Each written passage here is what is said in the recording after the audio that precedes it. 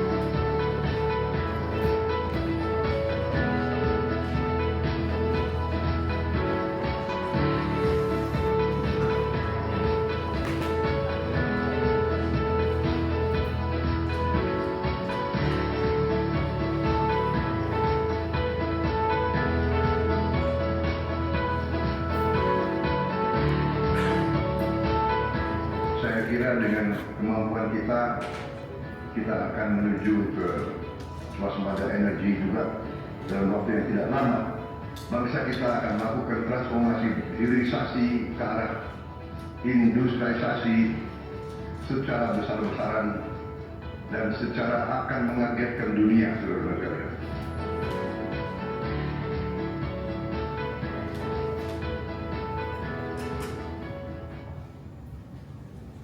Baik teman-teman, saya lanjutkan. Satu, program pembangkit listrik tenaga surya atau PLTS. Pemerintah melalui Kementerian SDM dan PLN terus mempercepat pengembangan PLTS sebagai bagian dari penguatan ketahanan energi nasional. Berdasarkan data yang diperoleh dari Dirjen Energi Baru, Terbarukan dan Konservasi Energi, pada 3 Februari 2026, pemanfaatan PLTS sesuai dengan data capaian kerja tahun 2025 mencapai 1,49 gigawatt. Sebelumnya pada Juni 2025, Presiden meresmikan 47 PLTS dengan total kapasitas 27,8 megawatt yang telah memberikan akses listrik pada 5.383 rumah tangga di 47 desa di 11 provinsi di seluruh Indonesia. Dalam rencana besar pengembangan PLTS 100 gigawatt, program ini dibagi menjadi dua kategori. PLTS yang terhubung dengan jaringan PLN ditargetkan mencapai 89,1 gigawatt peak atau GWP dengan hubungan Battery Energy Storage System atau BESS sebesar 124,1 gigawatt jam atau GWH. Sedangkan PLTS non PLN untuk pemakaian sendiri dan sistem off-grid ditargetkan 11,7 gigawatt peak dengan BES sebesar 21,8 gigawatt jam. Sebagai tahap awal, pemerintah memprioritaskan pembangunan 13 gigawatt dari total target 100 gigawatt, terutama di wilayah yang telah memiliki infrastruktur distribusi listrik. Selain itu, pemerintah juga mengembangkan PLTS off-grid isolated melalui program listrik desa yang telah membantu menghadirkan akses listrik bagi masyarakat di wilayah terpencil. Contoh pembangunan PLTS off-grid isolated atau program listrik desa yang sudah memberikan manfaat bagi masyarakat terpencil yang diterima oleh KSP dari PLN Unit Induk Distribusi Jawa Timur pada 17 Maret 2026 adalah 1. Pulau Sakala, Desa Sakala, Kecamatan Sapeken, Kabupaten Sumeneb. Kapasitas PLTS 100 kW peak dengan cakupan 500 rumah tangga. 2. Pulau Karamayan, Desa Karamayan, Kecamatan Masalembo, Kabupaten Sumeneb. Kapasitas PLTS 175 kWp dengan cakupan 400 rumah tangga. Listrik di 2 desa ini sebelumnya bersumber dari pembangkit listrik tenaga diesel. Ya, waktu menyala ketika itu terbatas, apalagi kalau pasokan BBM solar terganggu. Nah, dengan kondisi di Timur Tengah, inilah yang kita antisipasi, Pak. Ya. Jadi kiriman minyak bumi, ya, termasuk solar yang berasal dari minyak bumi ini bisa terganggu. Saat ini 2 desa tersebut sudah terang dialiri listrik dari PLTS, pembangkit yang ramah lingkungan, sumber energi tidak terbatas dari cahaya matahari dan hemat biaya. 2. Program bantuan pasang baru listrik atau BPBL. Pemerintah menjalankan program BPBL sebagai bagian dari program afirmatif di sektor energi untuk mewujudkan masyarakat yang merdeka dari kegelapan. Ini kalau teman-teman pernah lihat gambarnya, ini ada Pak Bahlil itu. Wah, ini saya dulu kampung saya nih kayak begini nih, saya merasakan punya kampung yang nggak punya listrik.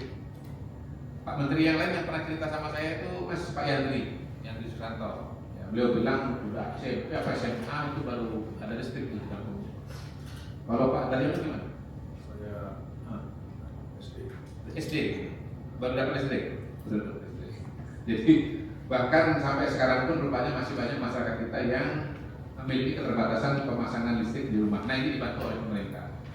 Program ini ditujukan untuk membantu masyarakat yang kesulitan mendapatkan akses listrik sehingga seluruh warga dapat menikmati layanan energi yang adil, layak, dan merata.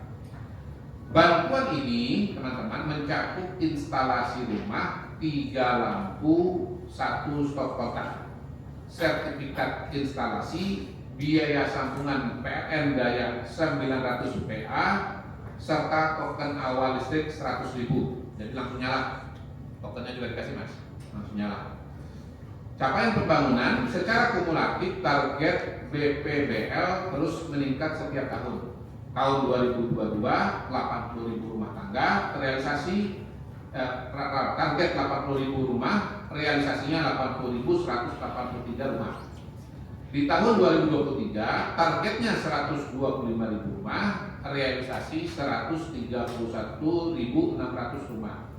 Tahun 2024 target 150.000 rumah, realisasi 155.429 rumah tangga. Pada 2025 target awal 215.000 rumah tangga dioptimalkan menjadi 220.857 rumah tangga. Itu di tahun 2025 ya. Adapun hingga 11 Maret 2026 instalasi listrik telah terpasang di 220.857 rumah tangga ya, atau 102,72% dengan 220.845 rumah tangga sudah menikmati listrik. Secara umum capaian ini telah melampaui target dengan penyelesaian program dijadwalkan pada 31 Maret 2026 melalui skema rekening penampungan akhir tahun anggaran atau RPATA. Program BPBL memberikan akses listrik bagi masyarakat tidak mampu sesuai prinsip 5K, kecukupan, keandalan, keberlanjutan, keterjangkauan, dan keadilan. Dengan listrik yang resmi, aman, dan legal. Zaman saya kecil dulu listrik colong itu namanya nyantol. Jadi ada kabel tuh ya, terus nyantol. Sekarang sudah jarang sih saya lihat. Selamat datang teman-teman yang nyusul. Ya, makasih ya. Ini apa namanya, hari cuti bersama ya. Kita enggak ya.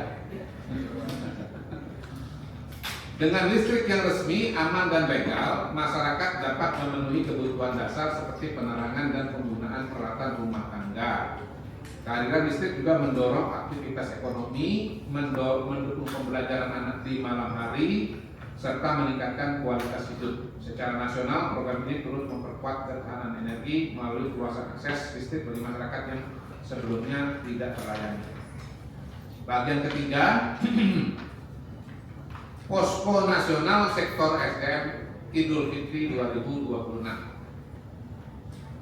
Data yang kami terima dari BPH Migas dan PLN Persero pada 13 Maret 2026 sebagai berikut. Waktu pemantauan terpadu terhadap pasokan dan distribusi energi nasional berlangsung selama periode 12 sampai 31 Maret 2026 untuk memastikan ketersediaan energi serta menjaga kelancaran distribusi energi di seluruh wilayah Indonesia. Jadi dipantengkan terus, teman-teman. BPH Migas bersama Pertamina menyiapkan 125 terminal BBM, 7.885 SPBU, serta 72 depot pengisian pesawat udara di berbagai wilayah Indonesia. Penyaluran LPG selama periode Ramadan Idul Fitri 2026 disiagakan 40 terminal LPG, 757 stasiun pengisian bahan bakar LPG, serta 6.662 agent LPG yang tersebar di berbagai wilayah Indonesia, dan pangkalan LPG beroperasi 24 jam.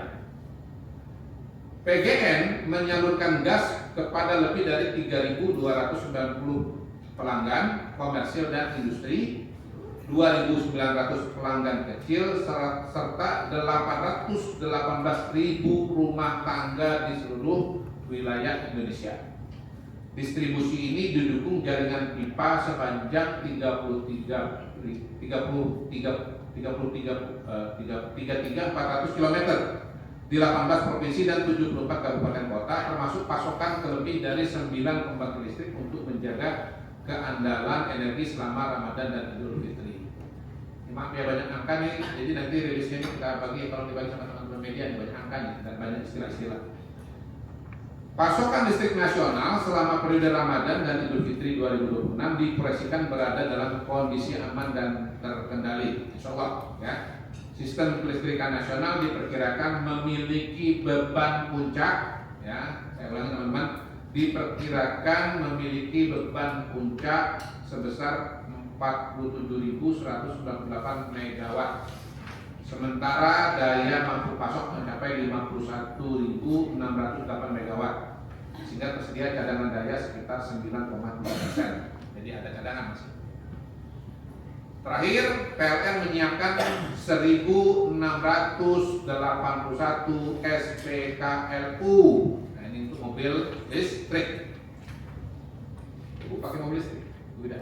Oh, ada pakai ya. Mas Dan, oke. Ya, kasih. PLN menyiapkan 1.681 SPKLU di 994 lokasi sepanjang jalur mudik, meningkat 1,7 kali lipat dibandingkan dengan Lebaran tahun lalu. Ya.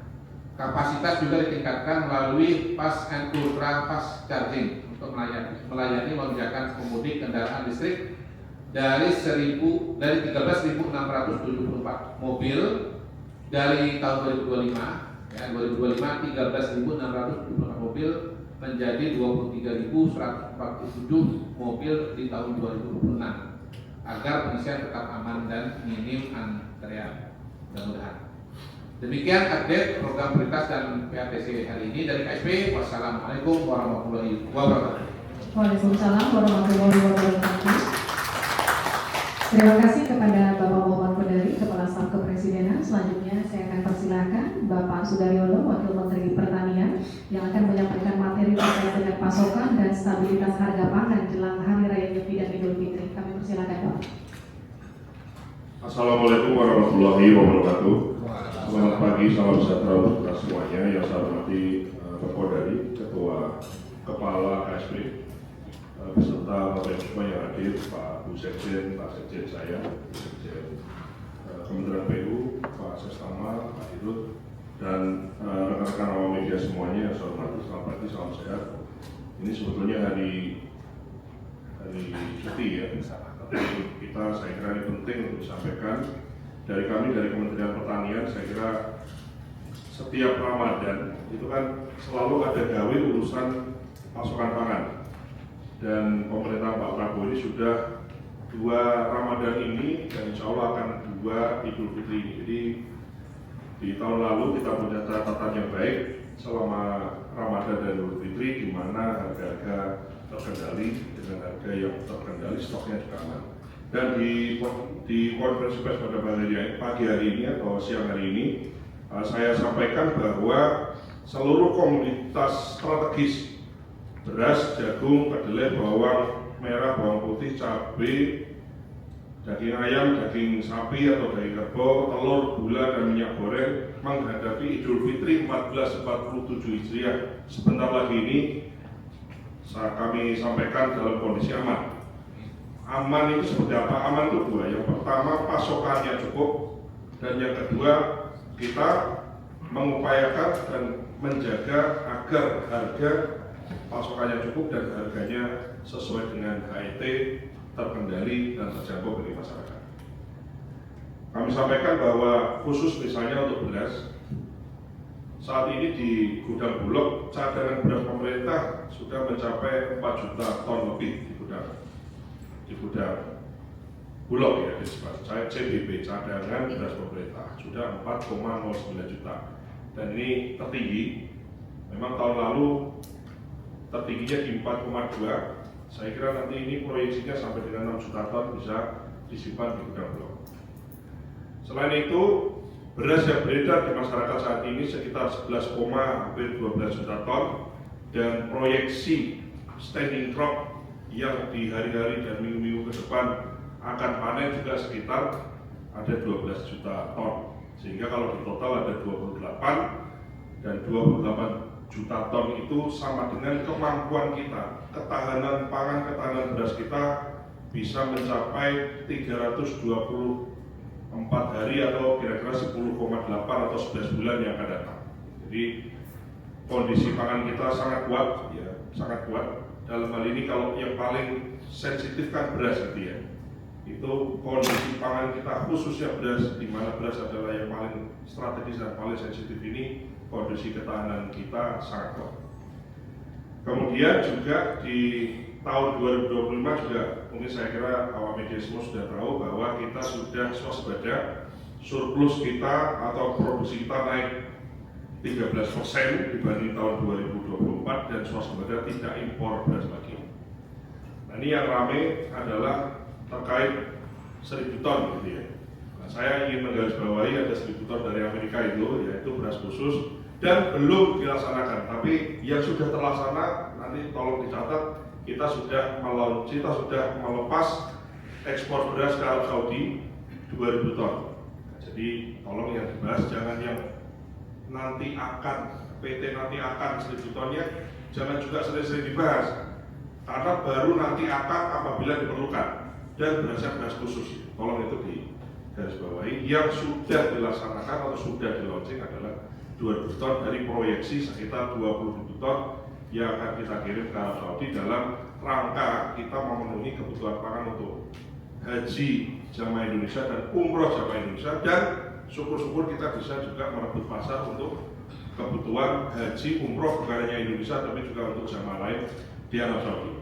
Selain itu juga kita proyeksi juga di tahun ini Pak Kodari, produksi kita insya Allah beras juga sangat melimpah, dan kami sudah memproyeksikan akan kita ekspor ke beberapa negara-negara sekitar yang membutuhkan.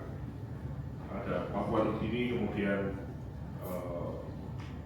kemarin ada pemerintahan dan Malaysia dan seterusnya, kita jajaki semua dan kita proyeksi ke arah ekspor. Jadi kalau tahun lalu produksinya cukup, katakanlah surplus tapi tidak diekspor, tahun ini insya Allah kita mengarah ke sana. Lantas untuk komoditas yang lain, ya ada jagung, ada cabai besar, cabai rawit, gula konsumsi, daging, telur ayam dan lain-lain. Saya kira ada layarnya ya, nanti rilisnya bisa diberikan ketersediaan, kebutuhan dan surplusnya. Jadi insya Allah ini kita tahan sampai dengan Mei, Tapi bukan berarti pemahamannya kalau sampai Mei, begitu Mei habis, bukan, tapi artinya ini kan sampai Mei tahan, tapi kan ada panen dikonsumsi, ada produksi dikonsumsi, dan seterusnya. Jadi kalau insya Allah kondisi dari sisi produksi kita cukup, ya. Ada yang sudah swasembada, ada yang sudah ekspor, dan mungkin beberapa komoditi masih impor, dan itu yang sedang kita coba untuk Pak Presiden sudah instruksi untuk bagaimana mensubstitusi barang impor itu untuk dapat diproduksi. Langkah-langkah apa sih sebetulnya yang sudah dilakukan atau yang sudah dikerjakan oleh Kementerian Pertanian, termasuk juga Pak dari Badan Pangan Nasional, ya, nanti Pak Ses bisa menambahkan karena bersinggungan gitu. Jadi begini Bapak Ibu dan rekan-rekan media semua, kalau Kementerian Pertanian itu mencatat yang ditanam, jadi nanam jagung, nanam kedelai, nanam bawang, nanam cabai, nanam beras itu dicatat yang ditanam. Sementara yang dipanen itu yang mencatat adalah Badan Pusat Statistik. Jadi kami tidak mengeluarkan data, sehingga kalau kami cerita tadi ada beras di masyarakat 12 juta, kemudian yang stand mikro 12 juta, itu bukan data dari Kementerian Pertanian, itu adalah data hasil dari pengamatan yang dilakukan oleh Badan Pusat Statistik. Nah, kalau beras di Bulog kan itu data yang memang tersimpan, jadi bukan data pengamatan, tapi data real yang tersimpan. Kemudian caranya bagaimana? Caranya adalah intinya pertanian itu nanam lebih banyak, maka insya Allah panennya akan lebih banyak. Ada yang bertanya kepada saya, di mana ada pengamat itu di televisi mengatakan katanya swasembada ini kayaknya nggak mungkin. Kenapa? Karena luas baku sawah kita kan selalu berkurang. Kan nggak begitu. Yang dihitung bukan luas sawahnya, tapi yang dihitung adalah luas panenan dalam setahun. Luas panen yang seperti apa? 1 hektar panenannya ditingkatkan lebih banyak, jadi produktivitas per hektarnya ditambah. Dan yang kedua, dalam 1 petak yang sama itu nanamnya lebih sering dalam setahun. Jadi kalau dulu orang nanam pakai manual gitu butuh berhari-hari, sehingga setahun baru hanya bisa ditanami 2 kali, maka ini dengan mekanisasi, jadi dengan menanam pakai mesin dan panen pakai mesin, maka nanam lebih cepat, panen lebih cepat, tanam lagi lebih cepat, sehingga dalam setahun bisa panen lebih dari 1 kali, lebih dari 2 kali, bahkan ada yang bisa lebih dari 3 kali, ada yang 4 kali panen, tapi itu tidak banyak. Yang kita lagi genjot adalah 7 kali panen dalam 2 tahun. Wow. Jadi indikasi Mas ya. Dan kuncinya adalah perbaikan semua, termasuk mekanisasi dan juga revitalisasi irigasi. Aku sampaikan irigasi boleh ya? Mumpung ketemu media banyak, jadi kita semangat. Jadi Presiden Prabowo Subianto telah mengeluarkan peraturan Presiden terkait irigasi, impres irigasi, instruksi Presiden terkait irigasi, di mana dulu tuh irigasi itu dibagi-bagi. Jadi ada kewenangan pusat itu apa? Nanti Bu Sekjen bisa nambahin, barangkali kalau diperlukan. Irigasi dulu itu Presiden atau pemerintah pusat bikin bendungannya dan saluran primer. Sekundernya tanggung jawabnya gubernur, tersiernya tanggung jawabnya bupati. Dulu ini tidak boleh dikerjakan, jadi tidak boleh cross. Jadi kalau kewenangan bupati tidak boleh dikerjakan oleh presiden, kewenangan gubernur tidak boleh dikerjakan oleh presiden, kewenangan bupati tidak boleh dikerjakan oleh gubernur. Jadi bayangkan orang sudah dibuatkan bendungan, bupatinya sudah siap irigasi tersier, gubernurnya nggak bikin saluran, airnya tidak mengalir ke sawah-sawah. Presiden sudah bangun atau pemerintah pusat sudah bangun bendungan banyak, gubernurnya sudah bangun saluran, bupatinya anggarannya lebih difokuskan pada yang lain sehingga airnya tidak mengalir ke sawah-sawah. Ini semua langsung dirubah bahwa semua boleh mengerjakan semua, bahkan kalau pemerintah daerah enggan untuk memperbaiki irigasi, pemerintah pusat dalam ini Bapak Presiden mengalokasikan anggaran yang cukup besar tahun 2025 kemarin 12 triliun untuk bisa merevitalisasi saluran irigasi yang diperlukan. Dan terobosan ini tidak hanya di 2025, akan diteruskan di 2026 2027 dan seterusnya sampai dengan seluruh saluran irigasi itu kemudian kembali normal atau kembali baik seperti sedia kala atau seperti yang kita inginkan.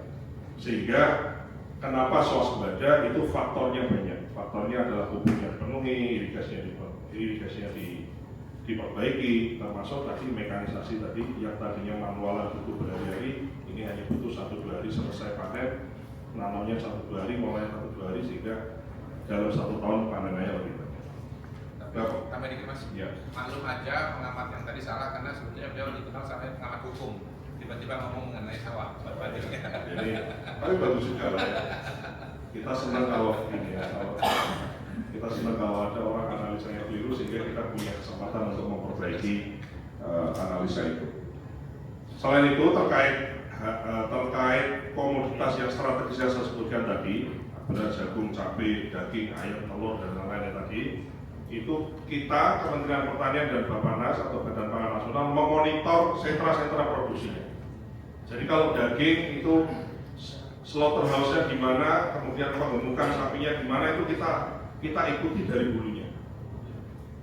Ya, 1 kilo 54.000 ya Pak Ses, 54.000 di penggemukan, itu kita ikuti dari situ sehingga kita bisa telusuri manakala ada harga kok di atas HET, di atas ketentuan, maka trace-nya ketahuan siapa yang menaikkan harga yang tidak sesuai dengan aturan. Jadi ketahuan apakah itu daging, telur juga sama, daging ayam juga sama. Jadi dari sisi peternaknya sudah dipatok. Kamu hanya boleh jual 26.000 ya kan Pak per kilo daging ayam. Di range 26.000 Pak ya. Yang 26.000 itu telur Pak ya, telur. Telur itu 26.000 sampai 30.000 di kelompok peternaknya sehingga kita bisa trace. Nanti kalau harganya tiba-tiba tinggi, siapa yang mengambil kesempatan dalam kesempitan itu kemudian kita bisa trace. Ya nanti detailnya terkait harga, ada telur, ada ayam itu berapa per kilo dan ada semua. Nanti Pak Ses tolong dilengkapi Pak. Kalau dari sisi pertanian kan kami membina peternak-peternaknya Pak Udari. Ya, nanti di hilirnya dari Badan Pangan Nasional memastikan bahwa dari peternak tadi kemudian turun ke konsumen itu kemudian harga yang dibeli oleh konsumen sesuai dengan HET yang ditentukan oleh pemerintah. Dan ini ada tindakan tegas, jadi ada Satgas Gabungan, dalam hal ini Satgas Pangan dari Kementerian Pertanian, dari Badan Pangan Nasional, termasuk dari Barisskrim, Mabes Polri, itu juga bagaimana kita memastikan tidak ada oknum yang mencari kesempatan dalam kesempitan.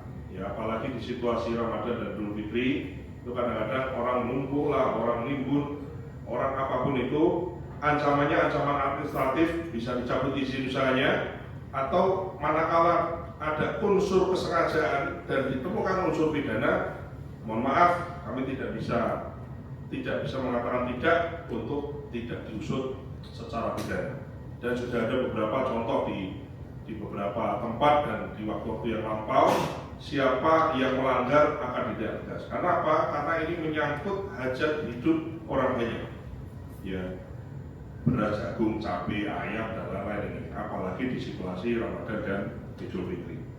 Terakhir, terkait harga-harga komoditas penting ini, Bapak Presiden secara dekat, secara berkala dan secara intens memonitor. Baik itu Pak Menteri Pertanian, dalam hal ini Pak Amran, pimpinan saya termasuk saya, dimonitor harga-harga mana yang naik, mana yang tidak naik, termasuk jika ada harga naik dari sosial media, laporan dan lain-lain untuk segera ditindaklanjuti. Jadi kawan-kawan semuanya, awak media dan Bapak Ibu dan semuanya yang ada di seluruh tanah air, manakala ada ditemukan harga tidak sesuai dengan HET, harga lebih tinggi, tolong dilaporkan saja. Tidak ada masalah. Ada nomor teleponnya lapor Pak Amran misalnya, bisa lewat sosial media, bisa mau diviralkan boleh. Tapi tentunya tugas kita adalah menyelesaikan persoalan. Jadi kami menamakan diri kami sebagai ranger untuk mencari masalah, menemukan solusinya dan menyelesaikan masalah itu. Jadi kami juga berharap jangan sampai 1-2 titik misalnya yang kemudian tidak sesuai dianggap semuanya mahal semua kanda. Kita juga harus arif dan bijak dalam menyikapi informasi yang berkembang baik itu di media atau di sekitar kita. Saya kira itu Pak KSP, Pak Kodari dan Bapak Ibu semua. Nanti kami barangkali kalau ada yang ingin bertanya terusnya kita bisa respon. Terima kasih. Wassalamualaikum warahmatullahi wabarakatuh. Waalaikumsalam warahmatullahi wabarakatuh.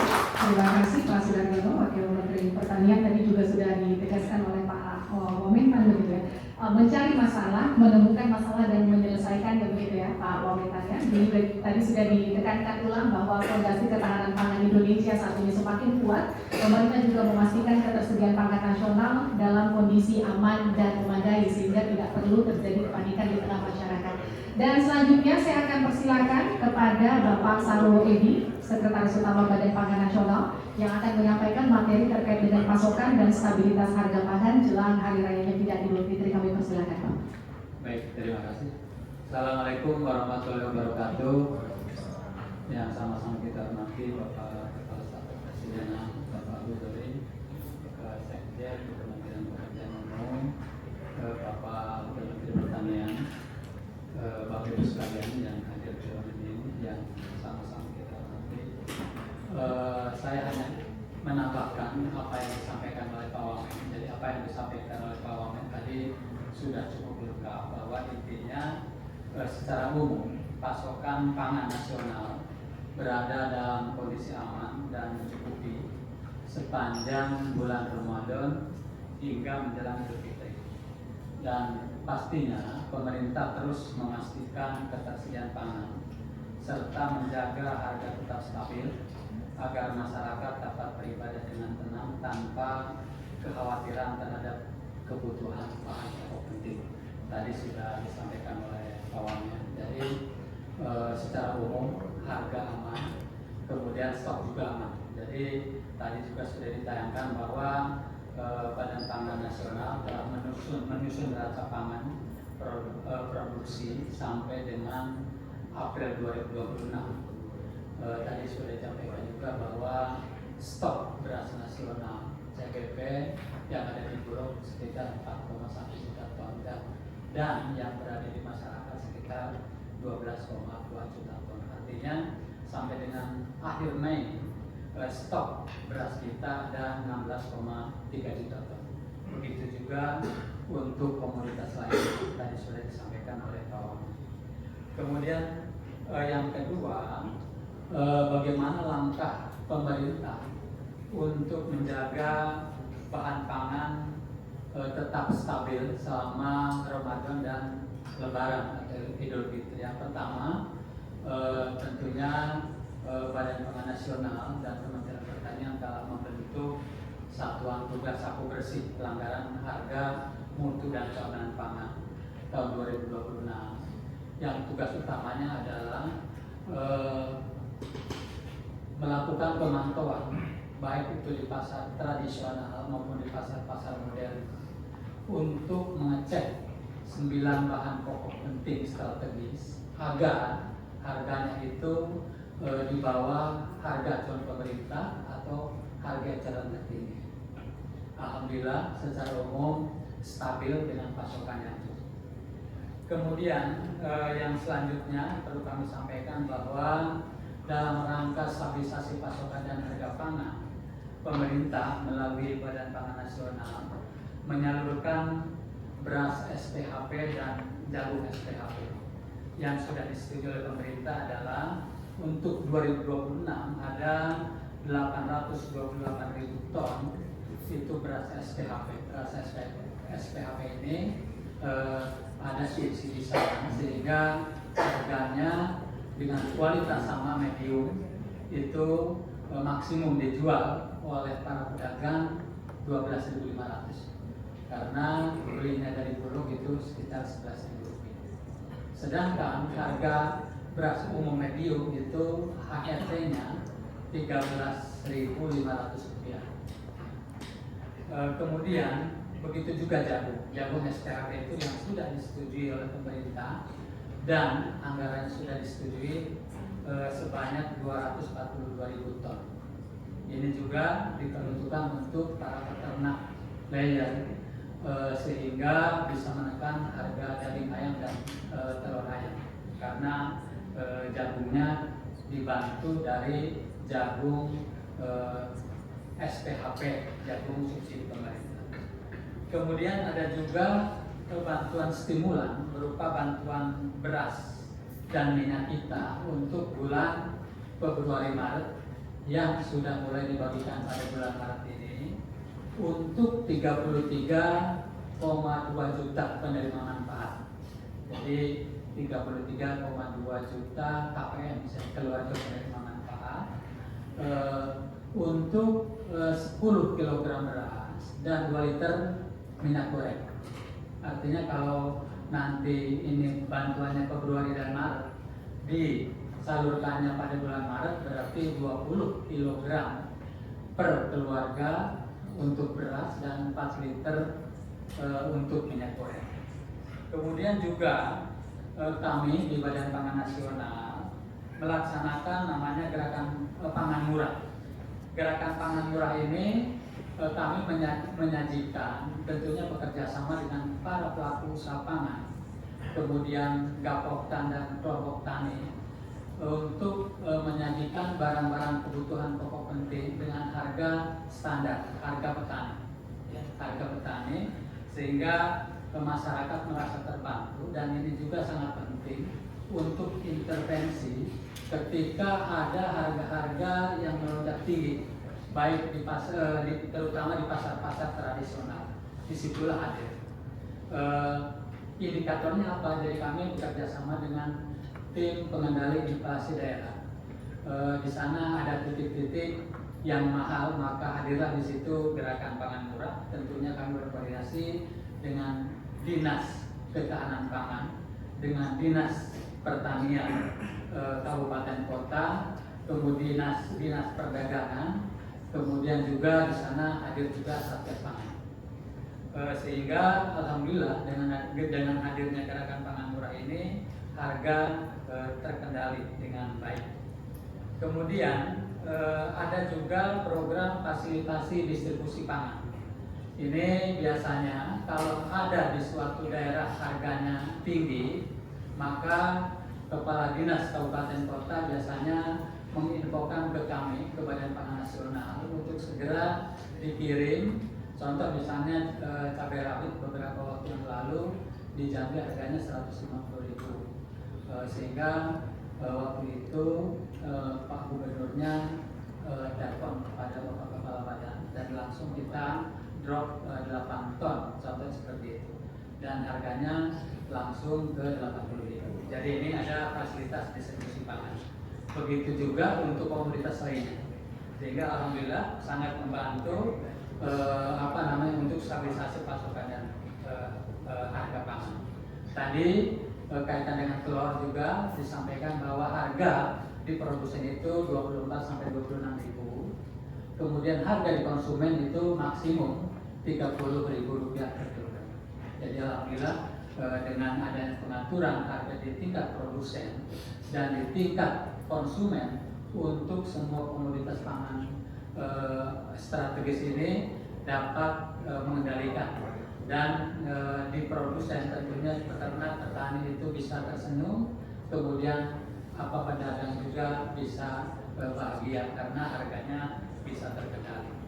Bapak Ibu sekalian yang kami hormati, pemerintah berkomitmen untuk terus menjaga stabilisasi pasokan dan harga pangan sebagai bagian penting dan upaya melindungi daya beli masyarakat sekaligus mengendalikan inflasi pangan.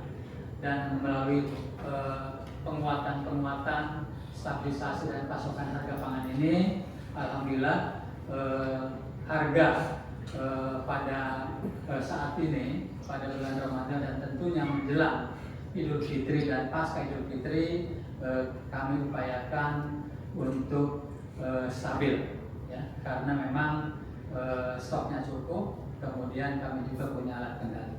Demikian, lebih kurangnya mohon maaf. Wassalamualaikum warahmatullahi wabarakatuh. Waalaikumsalam warahmatullahi wabarakatuh. Terima kasih Pak Sarwoyedi dari Bappenas. Kalau tadi sudah dipastikan pangan aman, harga pangan juga terkendali, pemerintah juga menjamin ketersediaan pangan dan harga di pasaran tidak melampaui HET begitu. Bagaimana terkait dengan infrastruktur ini akan disampaikan langsung oleh Ibu Wida Nurfaida, Sekjen Kementerian Pekerjaan Umum. Kami persilakan Ibu.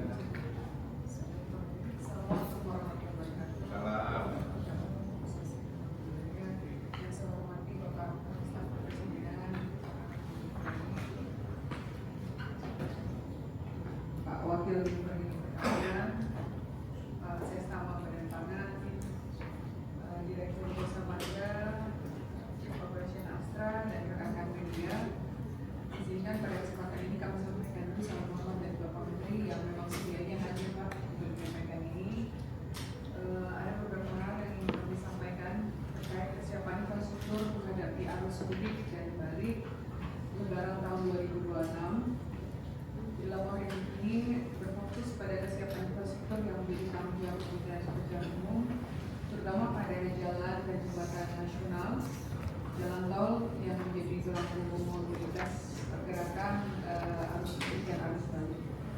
Sebelumnya kami juga memperkenalkan kami sudah didampingi Kepala BPJT, Wilayah Oktavian, teman-teman dari Direktur Jenderal Bina Marga, didampingi Pak Direktur Preservasi 1, Pak Hendro, wilayah Sumatera, Jawa dan Kalimantan, dan Pak Freddy wilayah wilayah Indonesia Timur. Paparan kami bagi menjadi 4 bagian utama Pak. Yang pertama terkait kesiapan infrastruktur jalan dan jembatan non tol. Yang kedua kesiapan infrastruktur jalan tol. Ketiga terkait posko gabungan Kementerian PU dalam mendukung kelancaran arus mudik Lebaran 2026. Yang keempat, platform mudik Lebaran Kementerian PU sebagai sarana informasi bagi masyarakat. Terkait kesiapan jalan nasional, jalan dan jembatan nasional non tol dengan panjang jalan nasional sepanjang 47.603 km dengan tingkat kemantapan 93%. Ini untuk mendukung kelancaran arus mudik dan balik Lebaran, Kementerian PU menerapkan strategi dan kebijakan. Strategi dan kebijakannya adalah memastikan seluruh jalan nasional dalam kondisi mantap. Menyediakan juga posko dan tim tanggap darurat, yang mana tim tanggap darurat ini akan mengidentifikasi lokasi-lokasi rawan longsor, banjir, titik kemacetan, dan juga kami juga menyiapkan bisa relief unit lengkap dengan tim pendukung, dan ini juga ada tiket Pak, jadi 24 jam dari lokasi posko. Dan terus kita juga melakukan koordinasi dengan Kementerian Perhubungan, Korlantas, BMKG dan KLA ini supaya menjamin kelancaran lalu lintas. Untuk pekerjaan konstruksi di lokasi pemanfaatan badan jalan ini sudah dihentikan sejak H-10 dan sampai dengan H+10 setelah Lebaran. Untuk jumlah jembatan nasional non-tol ada 19.337 unit jembatan dengan panjang 565.000 meter, di mana kondisi kemantapan jembatan non-tol ini 83,31%. Dan dalam menghadapi arus mudik Lebaran tahun 2026 dipastikan seluruh jembatan pada jaringan jalan nasional berfungsi. Bapak Ibu yang saya hormati, ini untuk menjaga kelancaran arus mudik dan balik, Kementerian PU juga melaksanakan berbagai kegiatan, terutama pekerjaan preservasi jalan nasional. Pekerjaan ini meliputi overlay perkerasan, patching lubang jalan, dan juga perbaikan di jembatan-jembatan yang rata-rata pekerjaannya sudah dimulai sejak akhir Januari sampai dengan awal Februari 2026. Selain itu kita juga melaksanakan pekerjaan pembersihan bahu jalan, pemangkasan rumput, juga normalisasi drainase, sehingga dipastikan kondisi fungsional jalan optimal pada kondisi periode mudik. Pada jaringan jalan nasional telah ditangani sebanyak 102.389 titik lubang. Ini terus bertambah dan kita siap di lokasi untuk sewaktu-waktu apabila ada lubang baru pada periode mudik Lebaran. Untuk itu perbaikan jalan nasional mendukung kesiapan mudik Lebaran 2026 ini ada beberapa di antaranya yang sering menjadi fokus dari teman-teman media. Penanganan jalan di Pantai Utara Jawa yang dilaksanakan dengan para pekerja MYC ini cukup panjang kontrak kerjanya dari tahun 2025 sampai dengan 2027. Di antaranya penanganan Pantura Jawa Barat, kerjaannya ada pengepasan, pelapisan, juga ada preservasi jalan sepanjang 13,24 kilo. Untuk Pantura Jawa Tengah kurang lebih ada 40,49 kilo dengan pekerjaan perkerasan beton, pengelupasan, pelapisan kembali aspal. Sedangkan untuk Pantura Jawa Timur ini cukup panjang 40,73 kilo. Memang pekerjaannya hanya pemotongan rumput, patching dan juga rehabilitasi mayor di beberapa titik yang ada dari sepanjang 40,73 kilo. Untuk penanganan jalan akses pelabuhan Jawa dan Sumatera meliputi pekerjaan rekonstruksi pelebaran jalan akses Tol Merak, rekonstruksi perkerasan beton dan jembatan sepanjang 40,66 kilo. Ini sudah dimulai di akhir tahun lalu di Desember 2025 dan akan diselesaikan di tahun 2027. Untuk penanganan jalan lintas tengah Pulau Jawa ini cukup panjang, ada sepanjang 138,21 kilo. Ini sudah kita laksanakan di akhir tahun lalu, mulai di Oktober dan akan rencana diselesaikan di Desember 2027. Ini merupakan kontrak-kontrak MYC. Pada jalur-jalur inilah yang diharapkan mobilitas masyarakat baik di Pantura maupun di lintas tengah Pulau Jawa akan meningkat cukup signifikan. Karena itu pekerjaan preservasi ini akan tetap terus berjalan.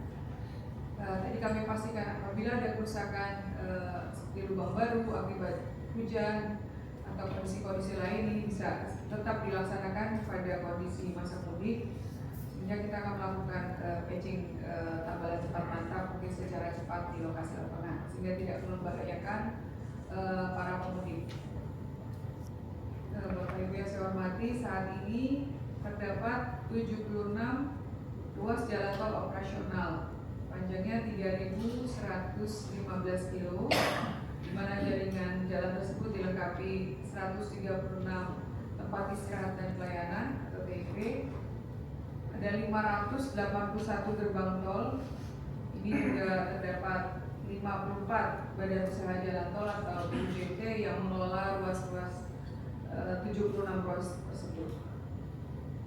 Agar arus mudik dan arus balik lebaran berjalan lancar, seluruh pekerjaan preservasi di jalan tol serta perbaikan ini sudah dihentikan sejak 11 Maret 2026 hingga tanggal 1 April 2026 kecuali yang bersifat darurat. Tadi yang disampaikan Pak Mederi, memang ada beberapa ruas yang juga atensi, nanti mungkin dijelaskan teman-teman dari Jasa Marga. Karena itu ada beberapa ruas tol yang kita antisipasi pekerjaan perbaikan yang bersifat darurat. Ini bagian pastinya adalah lubang-lubang baru. Jadi sebenarnya di tanggal 11, apabila tetap setelah itu ada lubang-lubang baru, ini tetap pekerjaannya dilaksanakan tadi untuk memastikan kenyamanan bagi pemudik khususnya di jalan tol. Adapun beberapa ruas jalan tol tersebut diantaranya ada 25 ruas jalan tol.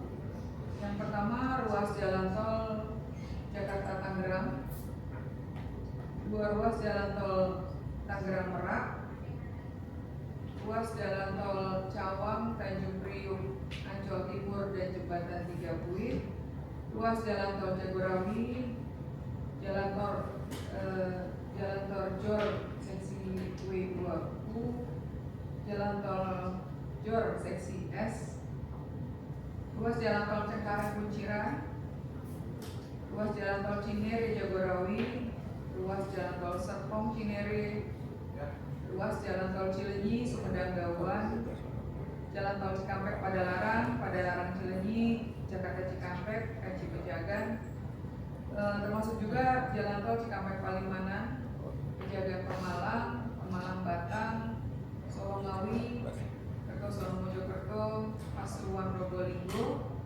Bakahuni terbagi besar, Jalan Tol terbagi besar Pematang Panggang Kayu dan juga Jalan Tol Ngawi Kertosono, Kayu Agung Palembang serta Jor Mangnes. Jadi ini untuk memastikan kelancaran mudik Lebaran, Kementerian Pekerjaan Umum juga menerapkan strategi kebijakan khusus untuk jalan tol terkait pemenuhan SPM (standar pelayanan minimal). Jadi ini peningkatan pelayanan jalan tol tadi. Kita juga melakukan penambahan beberapa ruas tol tanpa tarif, menyiagakan posko dan tim tanggap darurat khusus di jalan tol juga, dan juga berkoordinasi lintas kementerian lembaga. Yang juga perlu kami sampaikan untuk mengantisipasi penumpukan kendaraan khususnya menuju Pelabuhan Merak dan Bakahuni, pemerintah juga menyiapkan buffer zone pada beberapa TIP di jalan tol. Di antaranya di ruas tol Tangerang Merak, ini sebagai pengendali kendaraan sebelum menuju Pelabuhan Merak, dan pada ruas Bakahuni terbagi besar untuk menuju Pelabuhan Bakahuni.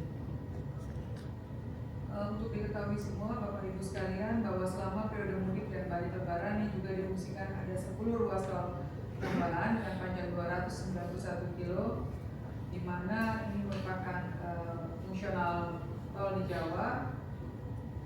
Di antaranya di ruas tol Serang Palembang seksi 2, Rangkas Bitung Cileles, Ciawi Sukabumi, khususnya di seksi Cibadak Karangtengah, Jalan Tol Cikampek 2 Selatan, seksi 3 dan seksi 6, Jalan Tol Jogja Bawen, seksi 6, Simpang Susun Ambarawa dan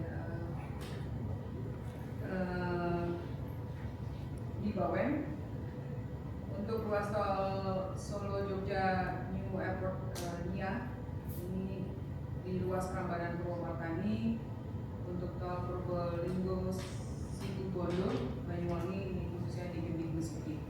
Sedangkan untuk fungsional tol di luar Jawa, khususnya di Sumatera dan Kalimantan, fungsional untuk tol Sigli Banda Aceh seksi 1, ruas tol Kuala Tanjung Simpang Bukit Tinggi Rapat seksi 4, di interchange Sinangsak dan interchange Simpang Panai, juga untuk tol Palembang Betung seksi 1 dan ruas tol akses IKN seksi 1B dan 6A. Dan ini juga kita juga memfungsionalkan 15 TIP pada 9 ruas tol fungsional tersebut. Pemerintah juga menerapkan tadi Pak pemerintah juga menerapkan diskon tarif tol sekitar 30 rata-rata sekitar 30% pada 29 ruas tol pada periode tertentu arus mudik dan arus balik. Kebijakan ini diharapkan bisa membantu mengurangi kepadatan lalu lintas dan juga mendorong distribusi pelayanan masyarakat. Sebagai pendukung pelayanan kepada masyarakat, kami juga Kementerian Pekerjaan Umum menyiapkan 496 posko mudik yang tersebar di seluruh wilayah di Indonesia. Ini posko ini juga merupakan posko gabungan. Jadi antara Direktorat Jenderal Bina Marga, Direktorat Jenderal Sumber Daya Air, dan Direktorat Jenderal Cipta Karya. Ini tugasnya memastikan kondisi jalan aman, tidak terganggu juga potensi bencana seperti hidrometeorologi. Jadi memang ini juga standby. Di posko ini ada jadwal piket dan ada kontak tersedia di sana. Posko ini juga berperan terkait mitigasi banjir yang juga nanti berpotensi mengganggu ruas jalan nasional maupun jalur kereta api. Untuk mendukung penanganan cepat di lapangan, kami juga menyiapkan 1.461 unit DRU, 2.093 alat berat, dan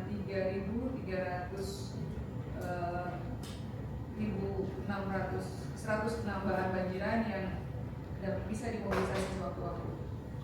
Jadi kami memastikan bahwa di titik-titik ini personil kami siaga, tidak hanya alat beratnya tapi termasuk juga dengan operator. Jadi ini dipastikan semua standby karena ini menjadi penentu apabila ada kondisi-kondisi darurat tersebut.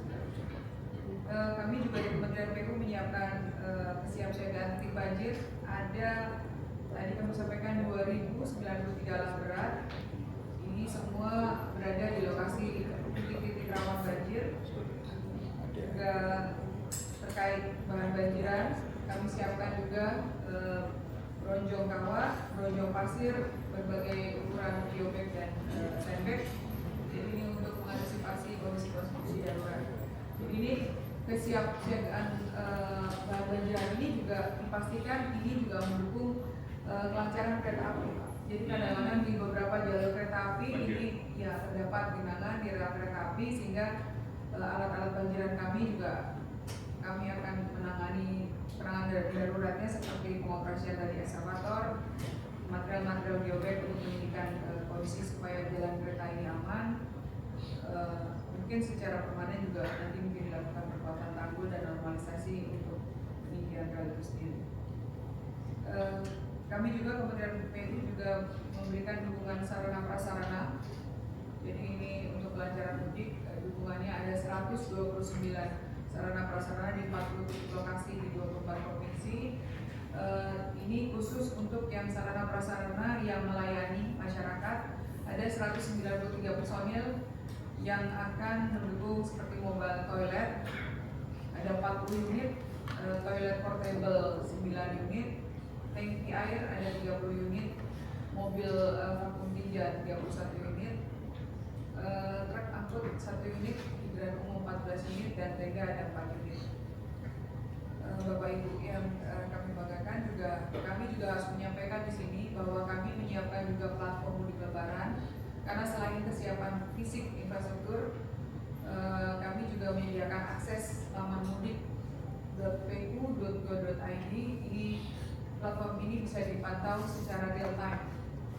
Terdapat 1.270 titik CCTV pada jaringan tol, 41 CCTV pada jaringan jalan nasional non tol, 40 titik CCTV dari Kementerian Perhubungan, sehingga tersedia kanal mudik, layanan call service juga 24 jam. Ini kami pastikan ini 24 jam di call center. Bapak Ibu bisa coba karena ini informasi yang cepat ini seringkali menjadi penting terkait kesiapan infrastruktur itu sendiri. Demikian yang dapat kami sampaikan terkait kesiapan infrastruktur layanan transportasi arus mudik dan balik lebaran 2026.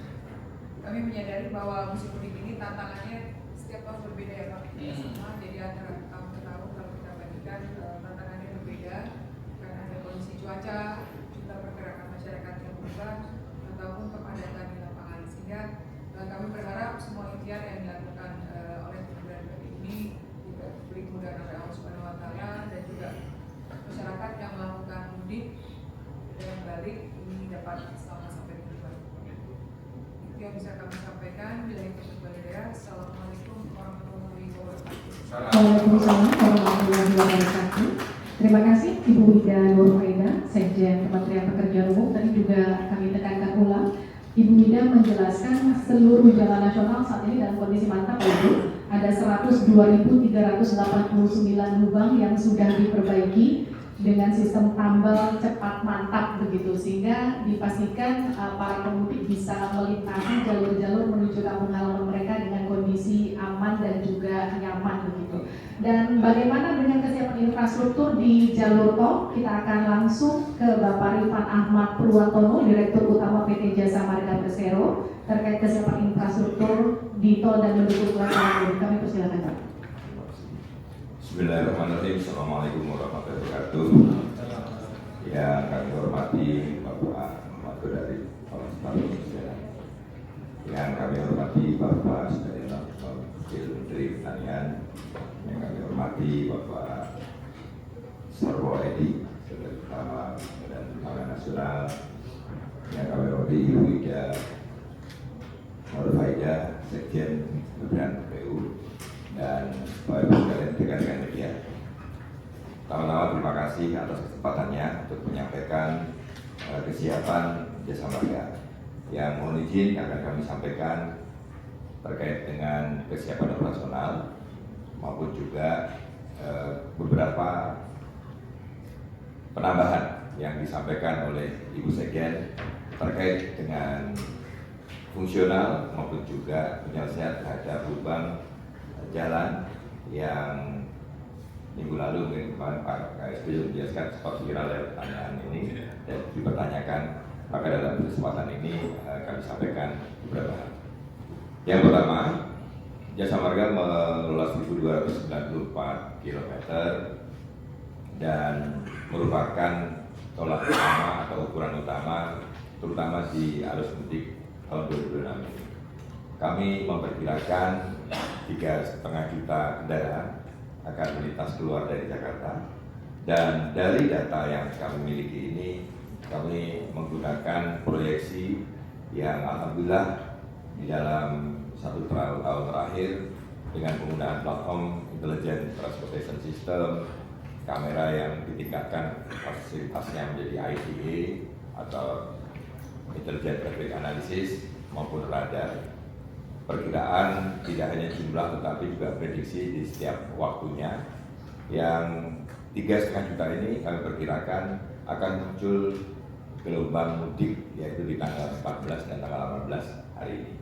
Hari ini diperkirakan akan mencapai 256.000 LHR-nya, dan semalam ternyata terbukti sudah 221.000 adalah yang tertinggi sejak tanggal 13 Maret yang lalu. Dan sebaran yang banyak terhadap arus mudik adalah 50% ini ke arah timur, yaitu ada ke arah Trans Jawa. Bapak sekalian, izinkan juga menyampaikan terkait dengan persiapan fungsional yang tadi disampaikan Ibu Sekjen. Fungsional Jakarta 2 Selatan ini akan digunakan terutama pada saat arus balik dari Cipularang atau dari Bandung menuju Jakarta sepanjang 50 km, yaitu mulai dari Sadang sampai dengan Setu atau Burangkeng.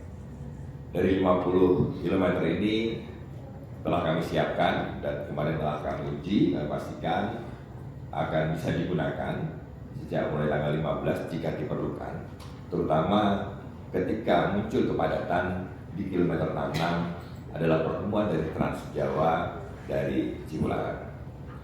Yang kedua adalah Jogja Solo atau Solo Jogja. Tepatnya ini adalah sebelumnya kita sampai di Prambanan, kali ini kita sudah sampai di Purwomarani dengan jarak sekitar 11,48 km. Kali ini lintasan ruas tol sudah sampai di wilayah Jakarta atau tepatnya Purwomarani dan di Kalasan. Ini sangat membantu untuk masyarakat yang melakukan mudik dan juga bisa digunakan arus balik, karena pada saat keluar dari Prambanan masih ada crossing di sekitar Prambanan dan ini akan dapat mengurai kepadatan dari arah Solo ke Jogja. Yang ketiga adalah Jogja Bawen di seksi 6, yaitu Bawen Ambarawa. Seperti ketahui bahwa pertigaan Bawen dari keluar tol, Pasar Bawen, Kabupaten Bawen, tepatnya Kabupaten Ambarawa, ulangi, itu adalah daerah yang padat, ya. Sehingga kami mencoba mempercepat fungsional yang sepanjang 5 kilo ini, tapi masyarakat yang menggunakan jalan tol tidak perlu keluar tol dari Bawen, tapi langsung bisa menuju Ambarawa, terutama yang menuju ke Secang, Magelang maupun Temanggung. Dan terakhir fungsional yang sudah siap dengan 2 arah, yaitu Probolinggo Besuki. Rekan-rekan media, Probolinggo Besuki ini adalah memangkas perjalanan yang cukup signifikan dari 50 km ini, karena sebelumnya dari Pasuruan Probolinggo sampai di Widing, kemudian dilanjut dengan Paiton dan sampai dengan Besuki atau Situbondo, melewati bukit, dan ini sudah siap termasuk dengan fungsional rest area yang kami siapkan di Bukit Ujung Python yang saat ini sudah signifikan, hampir 25.000 yang melintas, dan ini berpengaruh kepada rest area yang masyarakat sekitar biasanya menjadi tempat istirahat. Bapak Ibu sekalian, terkait dengan perkembangan per hari ini, izin melaporkan Bapak KSP dan Pak Wamen bahwa perkembangan sudah mencapai 34% masyarakat yang sudah keluar. Inilah kemudian kenapa kemarin sore ketika mencapai 30% bersama Pak Menteri Perhubungan dan Kakor Lantas, kami memutuskan untuk one way. One way dimulai dari Wawe Sepenggal dari 70 sampai dengan 263. Ini adalah bagian dari rekayasa lalu lintas setelah melihat kepadatan cukup bertahan lama dengan kecepatan rata-rata 30 sampai 40, sehingga kami merasakan membuat kontraflow diawali dengan kontraflow 1 lajur di kilometer 44, kontraflow 2 lajur di kilometer 55, dan dilanjutkan one way Sepenggal sampai 263. Dan semalam izin melaporkan ketika puncak mencapai 221.000, one way diteruskan sampai dengan Kali Kangkung. Dan alhamdulillah kelancaran ini bisa dirasakan masyarakat yang berangkat dari jam 4 sudah sampai jam 00 sampai Kali Kangkung, Pak Wamen. Jadi sudah mencapai 7 sampai 8 jam. Jadi sudah signifikan, sangat cepat. Dan terkait dengan jalan, Pak rekan media kami melaporkan bahwa di dalam bulan Januari, Februari, terutama di Maret, memang intensitas hujan luar biasa. Terutama di Maret ketika tanggal 1 sampai dengan tanggal 8 saja, semua hari ada hujan sehingga tidak bisa melakukan perbaikan. Mungkin informasi ini kemudian ada beberapa perbaikan justru membuat kemacetan, terutama pertanyaan tentang Jakarta Tangerang.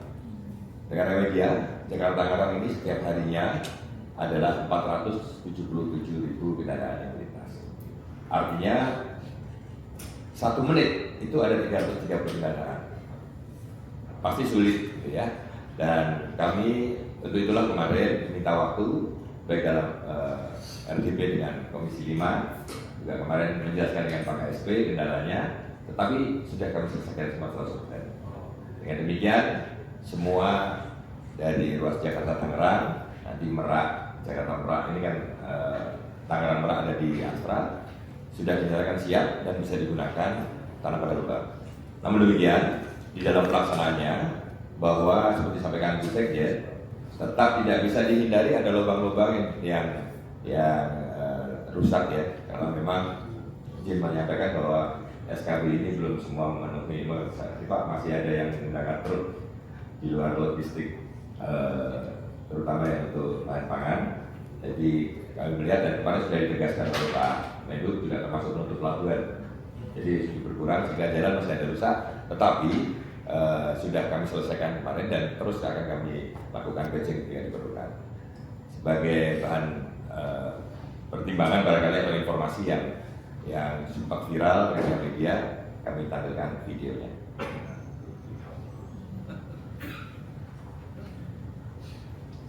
Jadi ini waktu perbaikan juga padat sekali, Pak. Ya.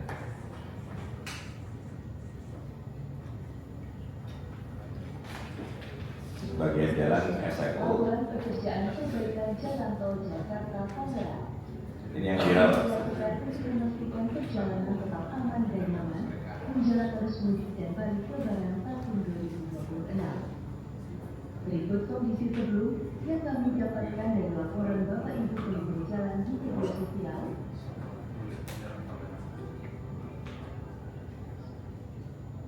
Serta kondisi sudah perbaikan perkerasan jalan tol Jakarta Tangerang di sejumlah titik, di antaranya kilometer 25 arah Jakarta, kilometer 23 arah Jakarta, dan kilometer 17 arah Tangerang.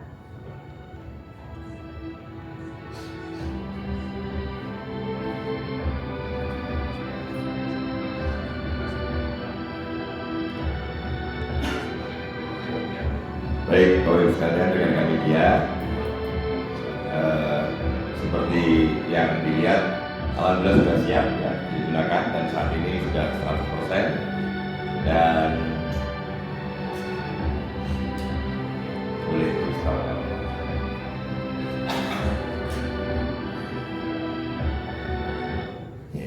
Dan kami juga mengenalkan sejak Natal kemarin adalah aplikasi Travoy yang bisa di-download, yang mengetahui dengan 3.500 kamera yang ada di seluruh jaringan atau ruas Jasa Marga Group bisa dilihat dan termasuk kepadatannya.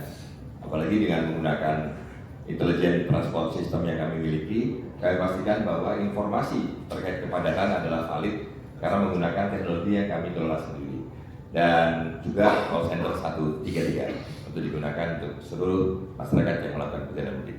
Terima kasih. Wassalamualaikum warahmatullahi wabarakatuh. Waalaikumsalam warahmatullahi wabarakatuh. Terima kasih Pak Rifan. Juga itu menjawab keresahan masyarakat ya Bapak terkait dengan viralnya jalan tol Jakarta Merak yang disebutkan sangat berlubang begitu. Tadi sudah ditampilkan juga, rekan-rekan media juga sudah bisa melihat bahwa sudah diperbaiki meskipun tidak menutup kemungkinan ada lubang kembali, tapi nanti akan kembali diperbaiki lagi. Terima kasih Pak Rifan. Selanjutnya kita akan ke Pak Giri Perkasa Kadar, Group Chief Operating Officer dari Astra Infra. Kami persilakan Pak. Bismillahirrahmanirrahim. Assalamualaikum warahmatullahi wabarakatuh. Yang saya hormati Pak Kepala Staf Kepresidenan, Pak Wamen Pertanian, Bu Sekjen PU, dan Pak Sekretaris Utama Badan Pangan Nasional. Izinkan kami melaporkan kesiapan Astra Infra Group terkait dengan operasi Lebaran. Namun sebenarnya semua materi sudah disampaikan Pak dari oleh Bu Wamen dan senior saya Pak Rifan ini. Jadi saya hanya lebih menggambarkan konteks Astra Infra dalam perjalanan mudik dan balik Lebaran. Astra Infra itu adalah investor dan operator infrastruktur sektor. Kami investasi di 8 ruas jalan tol, 5 diantaranya bersama senior kami Pak Rifan dan Jasa Marga. 3 sekitar 230 km itu kami operasikan sendiri. Dan dalam 3 ini ada 2 yang sangat relevan dengan arus mudik dan arus balik. Yaitu pertama adalah ruas tol Tangerang Merak yang kelanjutan dari Jakarta Tangerang yang merupakan pintu untuk mudik ke Sumatera. Sedangkan ruas tol yang juga penting dalam konteks arus mudik yaitu adalah ruas tol Cikopo Palimanan. Jadi setelah Jakarta Cikampek kemudian dilanjutkan ke Cikopo Cikampek Palimanan, itu merupakan pintu masuk ke arah Jawa Tengah. Tol kami yang ketiga adalah di Jombang Mojokerto adalah pintu menuju ke Surabaya. Karena semuanya sudah disampaikan oleh Bu Wamen dan Pak Rifan, dapat dilaporkan saja bahwa di Tangerang Merak itu hingga dari 11 Maret sampai 16 Maret itu 994.000 kendaraan. Dan itu naik 0,1% dibandingkan periode sebelumnya, periode Lebaran sebelumnya. Dan di Cikopo Palimanan 505.000 kendaraan dan itu naik 7,6%. Yang ingin kami sampaikan adalah ini terjadi kenaikan Bapak-bapak dan Ibu-ibu dan rekan-rekan media. Namun seperti yang Bapak Ibu dan rekan media juga ketahui, arus kendaraan mudik atau balik sekarang mudik itu dalam jalan dengan lancar. Kenapa? Karena memang koordinasi yang sangat erat dengan semua stakeholder. Tadi Pak Rifat sudah menyampaikan sudah ada one way hingga Kali Kampung dan itu membuat arus kendaraan yang meskipun naik tadi 7,6% di Cikopo Palimanan itu relatif tidak ada hambatan. Dapat juga kami sampaikan bahwa terkait dengan potholes atau lubang di Tangerang Merak dan Cikopo Palimanan itu cukup viral juga. Dapat dilaporkan bahwa sudah tidak ada lubang.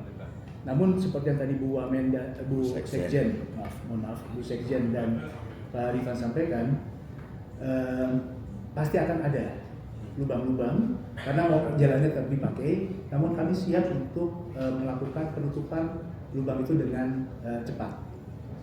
Rasanya itu yang dapat kami sampaikan. Terima kasih. Wassalamualaikum warahmatullahi wabarakatuh. Waalaikumsalam warahmatullahi wabarakatuh. Terima kasih Pak Giri Perkasa Kadar dari Astra Infra. Dan selanjutnya kita akan buka sesi tanya jawab untuk rekan-rekan wartawan. Kami akan persilahkan dulu untuk sesi pertama 3 penanya. Kami persilahkan. Silakan angkat tangan.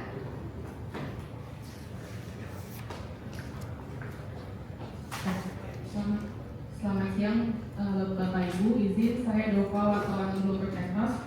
Izin mau tanya ke Pak Wamen Pertanian soal impres irigasi itu, Pak. Apakah ada tokoh yang ditunjuk Presiden sebagai ketua untuk pemenahan irigasi? Sama izin bertanya juga Pak, pokok-pokok tugas atau pokok-pokok pengaturan impres irigasi itu berarti untuk menyalurkan agar irigasi itu saling tersambung ke sawah pertanian atau seperti apa ya Pak, pokok-pokok pengaturan impres tersebut? Sama izin tanya juga soal pernyataan Pak Wamen tadi soal usut pidana yang komoditas yang melanggar HET itu Pak. Sejauh ini perkembangannya, apakah pemerintah sudah mulai melakukan pemeriksaan atau pemanggilan ke perusahaan yang diduga melakukan pelanggaran atau seperti apa ya Pak? Terima kasih. Terima kasih. Silakan Bapak. Baik, terima kasih. Saya jawab yang terkait irigasi ya. Irigasi ini kan namanya instruksi Presiden kepada beberapa menteri terkait. Tokoh utamanya dua. Yang pertama adalah Kementerian PU dan Kementerian Pertanian. Jadi yang mengerjakan revitalisasi irigasi adalah Kementerian PU. Di sana ada Direktorat Jenderal Sumber Daya Air. Nah, koordinasi dengan Kementerian Pertanian usernya Kementan, karena di ujungnya kan air ini harus sampai ke tanaman. Maka di kami ada Direktur Irigasi. Nah, Direktur Irigasi berkoordinasi dengan seluruh gapotan, seluruh dinas, dan seluruh ruas baku sawah kita yang terdampak irigasi dan irigasi yang rusak, itu kemudian dilaporkan ke Kementan, kemudian disinkronisasi dengan Kementerian PU, kemudian dikerjakan. Nah, kira-kira gitu lah. Jadi nggak ada yang spesifik atau sulit sih. Saya kira itu tinggal urusannya koordinasi, dan alhamdulillah di bawah kepemimpinan Pak Presiden Prabowo kan antar kementerian itu cepat gitu, cepat sinkron, cepat selesai. Ada instruksi Presiden, ada impres, itu bisa langsung segera dieksekusi. Mungkin kalau ditanya kendalanya apa, saya kira mungkin kendalanya tinggal bagaimana cepatnya dan validnya data dari bawah. Kadang-kadang yang lapor itu nanti dinas lapor, penyuluh lapor, kemudian petaninya juga yang lapor. Nah itu jadi ada 3 data yang sebenarnya datanya nomor 1 itu aja.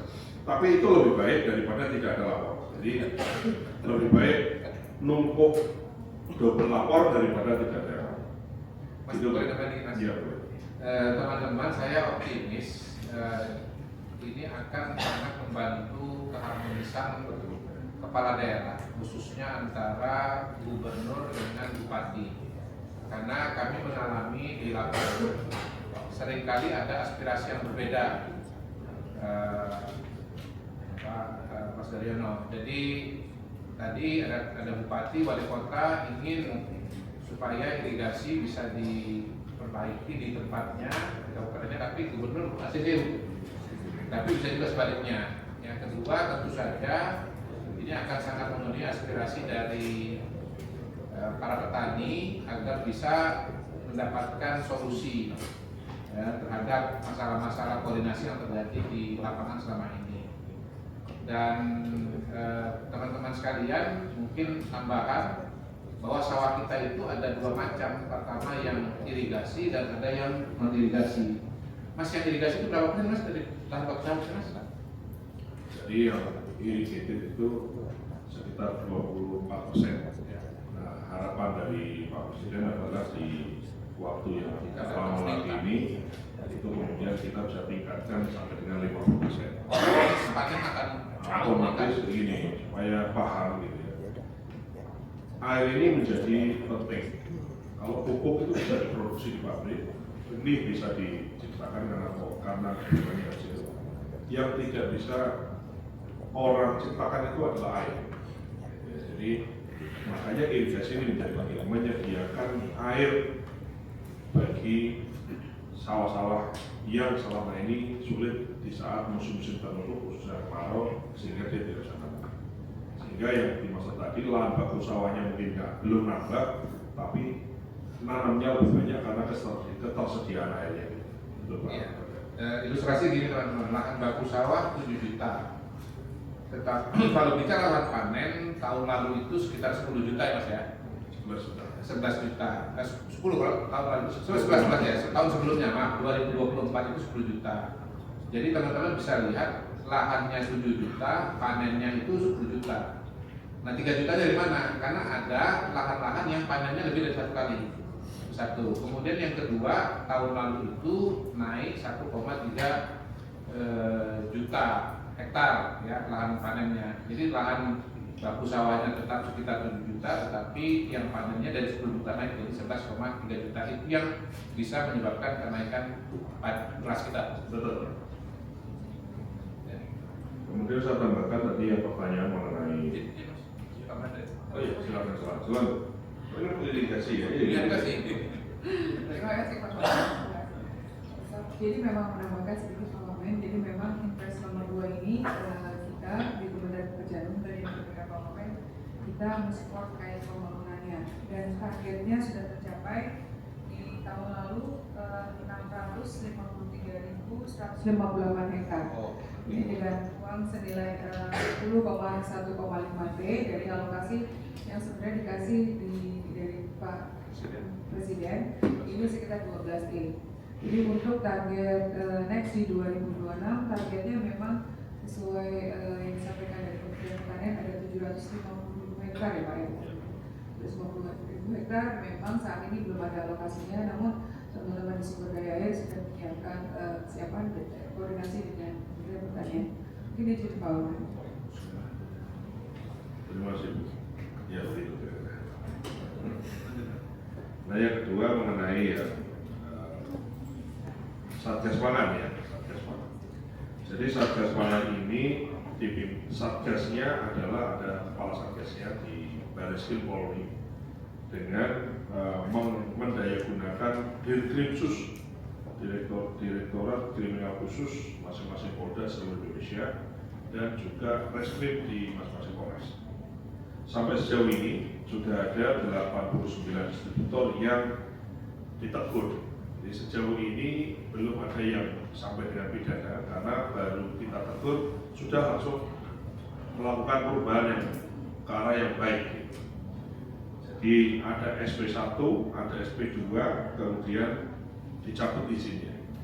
Yang saya sampaikan tadi terkait pidana itu kan ada biasanya oknum-oknum yang mengambil kesempatan dalam kesempitan, misalnya menimbun dan lain-lain yang merugikan kepentingan halayak rakyat, gitu ya. Nah, tapi sampai sejauh ini kami laporkan belum ada yang di fase ini sekarang ini fase Ramadan ini belum ada yang sampai dengan proses pidana. Kenapa? Karena dari pemantauan begitu kita tegur, kita root, kemudian kita silsilahnya itu ya dari mulai ujung sampai ujung, dari ujung atas sampai bawahnya itu kemudian kita tegur semua. Alhamdulillah sudah ada yang memberikan. Nah, ini fungsi pengawasannya di situ. Kenapa? Ya karena bahan pokok penting atau yang kita selalu bilang atau selalu sebut sembako ini penting.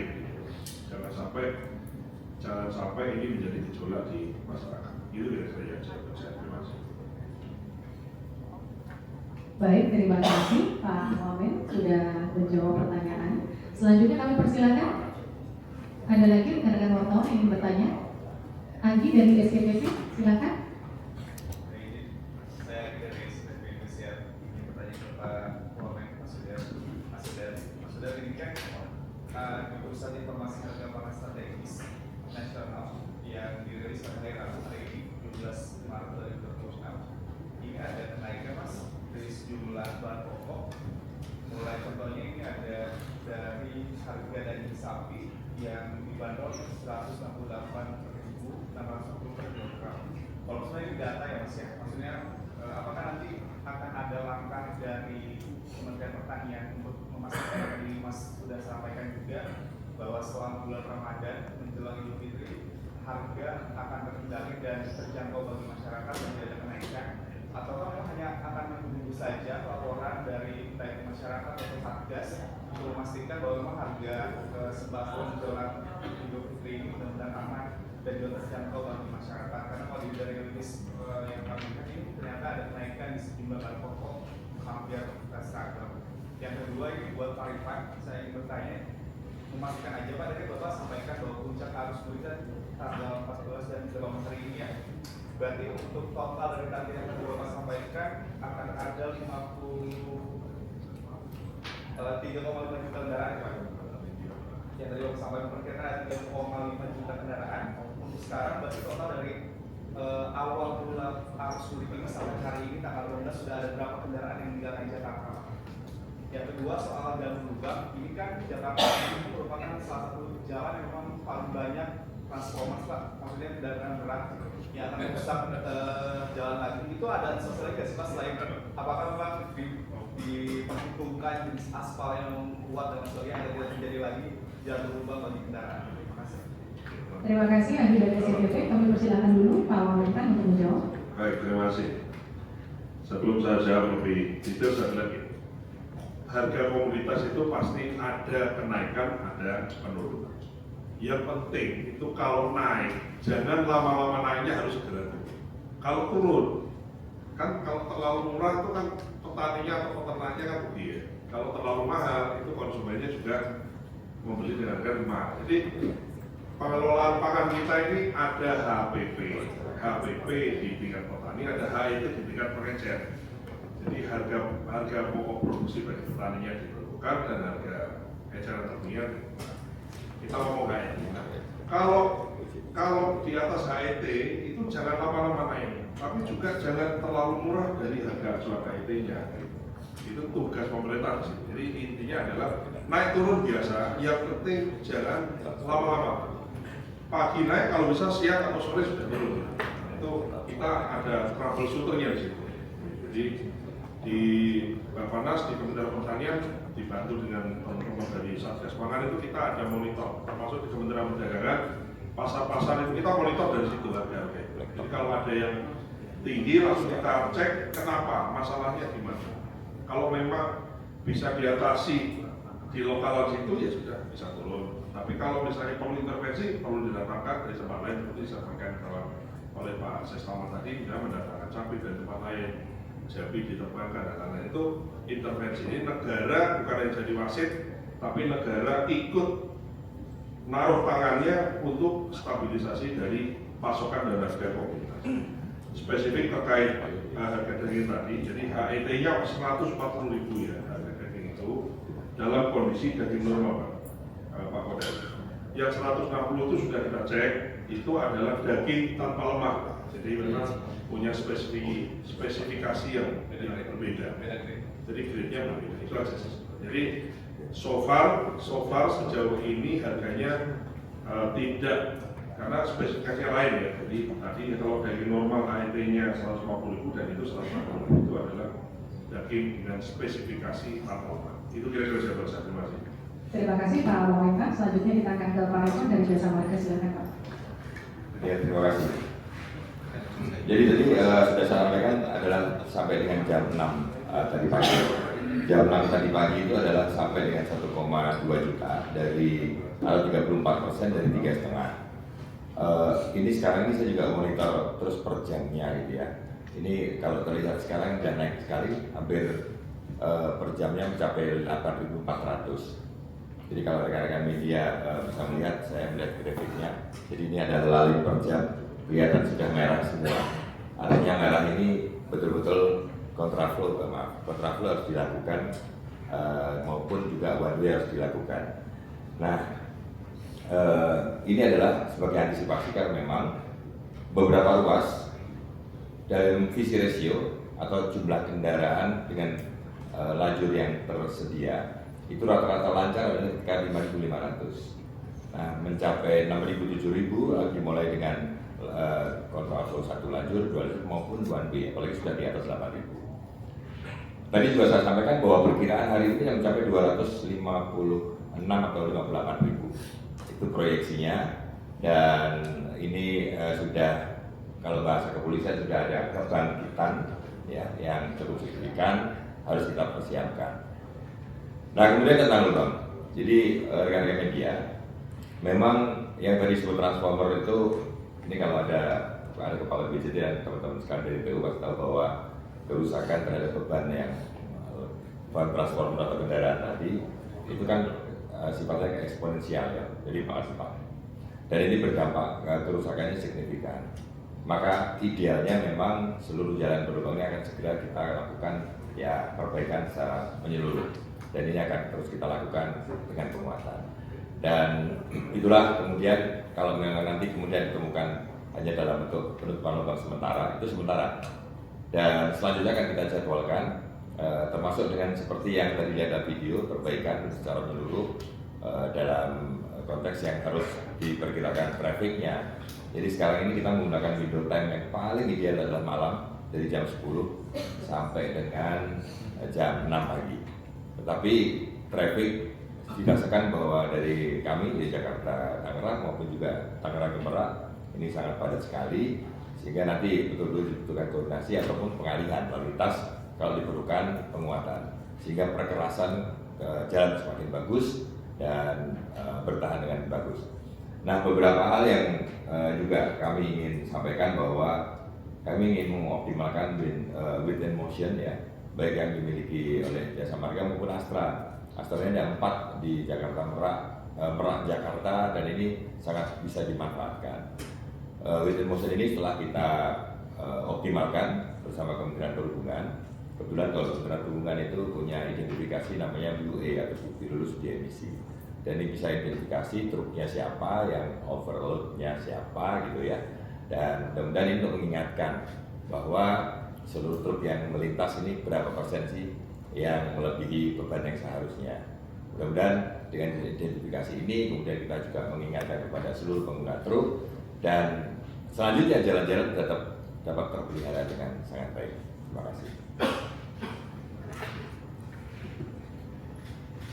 Mohon maaf sebelumnya karena waktu kita terbatas sehingga sesi tanya jawab kami akhiri. Selanjutnya rekan-rekan wartawan mungkin jika ingin doorstop setelah ini kami persilakan. Dan demikian konferensi pers update PHTC kesiapan infrastruktur dan stabilitas harga pangan menjelang Idul Fitri. Kita ketemu lagi minggu depan tanggal 25 Maret. Assalamualaikum warahmatullahi wabarakatuh.